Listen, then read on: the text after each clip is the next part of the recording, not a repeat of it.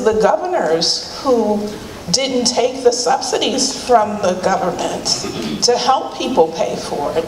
And you hear none of that when you're listening to CNN and to these other conversations about what's happening in healthcare and what's happening in the country now. I, as a 54-year-old woman who have lived through some history, I can't understand how we got here. I don't know what happened. Well, the only thing I would say, you can help repair it, you can help fix it by electing Charlie Crist, really.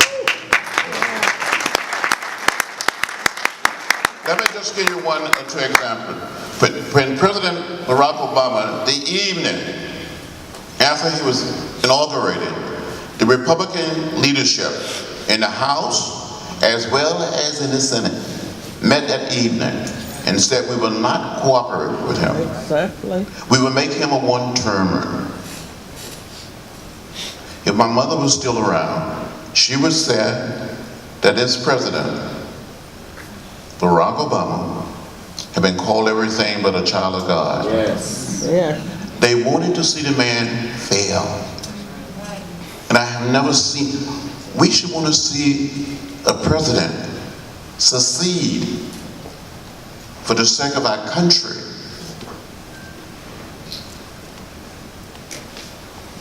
But as voters, I think we all are responsible for what is happening. You just cannot elect someone and go on vacation. You got to be involved. It doesn't make it as different whether it's the school board, city council, state legislature, at all levels of government. You got to stay engaged and stay involved. Okay?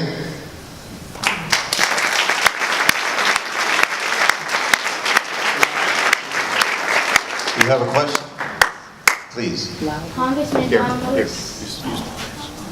Congressman John Lewis, what was the best part of your job? Well, the best part of my job, really, the fun part, I visit a lot of schools in my district. To go to a school and meet with children and to see young people come to Washington, your age. You know, being a member of Congress, any child, this young lady here, work on the floors, she's really one of the leaders on the floor of the House of Representatives.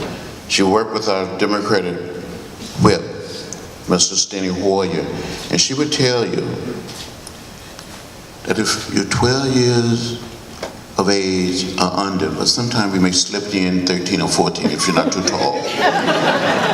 Don't tell me that. But any child, 12 or under, we can bring you to the floor of the House. Your parents or your teachers may be in the balcony, and I would give you my voting card. And I would say, young man, say, come and vote for me. And I would say, push red for no, and push green for yes. And you cast a vote. And then other members will walk up and see you voting. They say, would you like to vote for me? And you learn something about how the Congress is working. And you can look up on this unbelievable board and see all of our names there. And you push red, you'll see red beside John Lewis, or Lewis of Georgia. So I enjoy being around young people. It's a good job, really. But then I go back to Atlanta, other parts of the district, and people talk to me about everything, and I try to listen and learn and do what they tell me to do. Because they are my boss, they get me elected. And I'm running also for re-election. I'm gonna win. I'll get 85% of the vote. So maybe one day you'll be a member of Congress.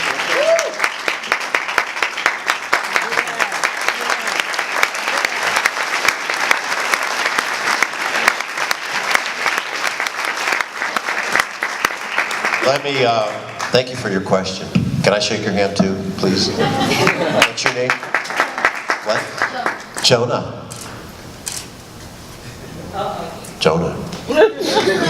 Can't make it up, can you? I want to thank all of you for participating and caring, and I know I'm preaching to the choir, but sometimes it's important to pump up the choir too. Don't forget to vote. Don't forget to vote. And as Congressman Lewis spoke to some of our friends earlier this morning, take a friend with you. Make sure that somebody else votes. Because as he said himself, we have to vote this year like we've never voted before. Like we've never voted before. There's too much on the ballot. Congressman, let me thank you from the bottom of my heart for you coming to St. Petersburg, gracing us with your presence. We love you.